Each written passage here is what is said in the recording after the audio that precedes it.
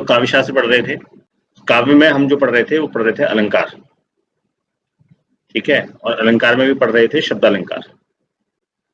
तो ये जो हम अलंकार पढ़ रहे हैं, तो अलंकार पढ़ने से क्या होगा, अलंकार पढ़ने से हम काव्य का जो एक्स्ट्रा आनंद है वो हम ले पाएंगे। उसके जो चमत्कार है, जब हम उनको समझने लग जाएंगे, फिर उसको कविता की तरह गाएंगे नहीं, तब हमें असली आनंद आएगा काव्य का।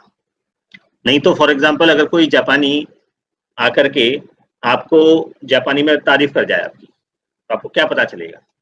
आपको तो जापानी आती नहीं है, तो आपको कुछ समझ में नहीं आएगा कि वो क्या कह गया।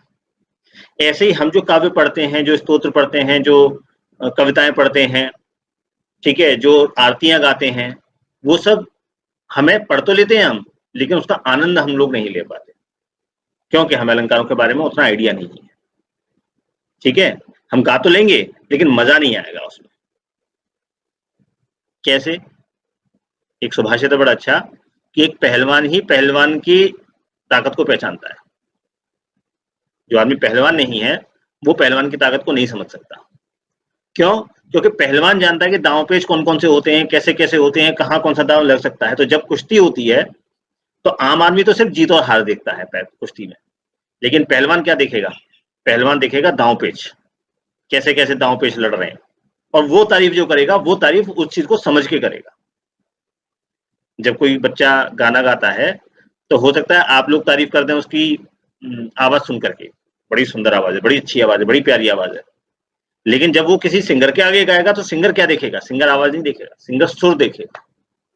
तो जब उसकी बारीकी आपको समझ में आ जाएगी, तब आप उस चीज का, उस कला का आनंद ले पाएंगे, मजा ले पाएंगे। इसीलिए हमें हम जो ये अलंकार पढ़ रहे हैं, अलंकार भी पढ़ना इसीलिए जरूरी है कि हम जो पढ़ रहे हैं, जो गा रहे हैं, जो स्तोत्र जान रहे हैं, उसका हम मजा ले पाए, उसको अंदर से समझ पाए। ठीक है, इसलिए विद्वान ही विद्वान की जो है शक्ति को पहचानता है। तो विद्वत्ता लाने के लिए हमें क्या करना पड़ेगा? हमें इंफॉर्मेशन गैदर करनी पड़ेगी। ठीक है, तभी तो हम जो कवियों ने इतनी बढ़िया बढ़िया चीजें लिखी हैं, आजकल के जो कवि होते हैं वो अलंकारों का इतना प्रयोग नहीं करते। वो क्या करते हैं? तुकबंदी, मिलान, इन सब से ज्यादातर कविताएं बनती हैं, या वो स्वतंत्र ही होती हैं किसी भी चीज से। लेकिन पुराने कवि जो है उसमें बड़ी चीजें डालते थे, अलंकार डालते थे, उसको सुंदर बनाते थे। तो वो सुंदरता हमें पता कैसे चलेगी अगर हम उस चीज को जानेंगे नहीं तो? अब आप ये कह सकते हैं कि भाई काव्य सीखने की हमें क्या जरूरत है, ये तो हमारा विषय भी नहीं है, हम कोई कवि थोड़ी ना है, हम जान के इसको क्या करेंगे, हमारी लाइफ में क्या काम आएगी? हमने जब 10वीं क्लास में पाइथागोरस थ्योरम पढ़ी थी, तो पाइथागोरस थ्योरम हमने जिंदगी में 10 बार करी होगी, उसके बाद तो की नहीं। और हमारी जिंदगी में कितनी काम आई वो। लेकिन काव्य हमारी जिंदगी में हमेशा काम आता है। हम गाने गुनगुनाते रहते हैं, हम स्तोत्र पढ़ते रहते हैं, हम छंद गाते रहते हैं, ये सब क्या है? ये सब काव्य है। ये हमारी पूरी लाइफ से जुड़ा हुआ है। पाइथागोरस थ्योरम पूरी लाइफ से नहीं जुड़ी हुई। ठीक है, इसलिए इस काव्य को जानना बहुत जरूरी है। ये ना समझे कि यार काव्य पढ़ के हमारा क्या करेंगे, यार काव्य भी कोई पढ़ने की चीज है क्या? हमारी पूरी जिंदगी निकलेगी अब काव्य जान के क्या करेंगे?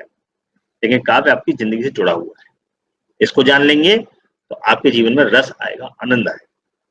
ये काव्य शास्त्र हम क्यों पढ़ रहे हैं? क्योंकि हम लोगों ने गंधर्व वेद से प्रारंभ किया था, और गंधर्व वेद में हम लोग क्या पढ़ रहे थे? नाट्य शास्त्र, जो कि भरत मुनि जी ने लिखा था। और नाट्य शास्त्र में हम लोगों ने संगीत के बारे में बेसिक्स पढ़े, संगीत के बारे में हमने वाद्य यंत्र पढ़े, राग पढ़े, आदि चीजों के बेसिक्स पढ़े। और उसी नाट्य शास्त्र का एक अंग है काव्य, इसलिए अब हम काव्य के बेसिक्स पढ़ रहे हैं। ठीक है, तो काव्य में हम अलंकार पढ़ रहे थे। पिछली बार 2 अलंकार हुए थे, आज इसके आगे अलंकार हम लोग करेंगे। अगला जो अलंकार है उसको आप नोट करें, वो है पुनरुक्ति अलंकार। पुनरुक्ति अलंकार का मतलब होता है जब एक ही शब्द बार बार बोला जाए और उसके बार बार बोलने से जो काव्य में चमत्कार पैदा होता है, जिसकी वजह से वो अच्छा लगता है, उसको बोलते हैं पुनरुक्ति अलंकार। ठीक है, पुनरुक्ति अलंकार, अलंकार मैंने पिछली बार बताया था, अलंकार एक आभूषण की तरह से है, आभूषण को ही अलंकार बोलते हैं। तो जैसे एक स्त्री जो है आभूषण लग करके सुंदर लगती है, ऐसे ही अलंकार से काव्य को सुंदर बनाया जाता है। तो उसी में एक अलंकार होता है पुनरुक्ति अलंकार। पुनरुक्ति अलंकार जहाँ पे एक ही शब्द को पुनः पुनः बोला जाए और उस पुनः पुनः बोलने से उस काव्य में चमत्कार पैदा हो जाए, वो अच्छा लगने लग जाए, उसको हम बोलते हैं पुनरुक्ति अलंकार। ठीक है, तो पुनरुक्ति अलंकार का उदाहरण अगर हम देखें तो एक आपने गाना सुना होगा, शायद जॉनी मेरा नाम का था, यानी किसका था, मेरे रोम रोम में बसने वाले राम। ठीक है, तो उसमें जो रोम रोम शब्द बोला गया, रोम रोम 2 बार बोला गया, जबकि रोम रोम 2 बार बोलने की तो चीज है नहीं।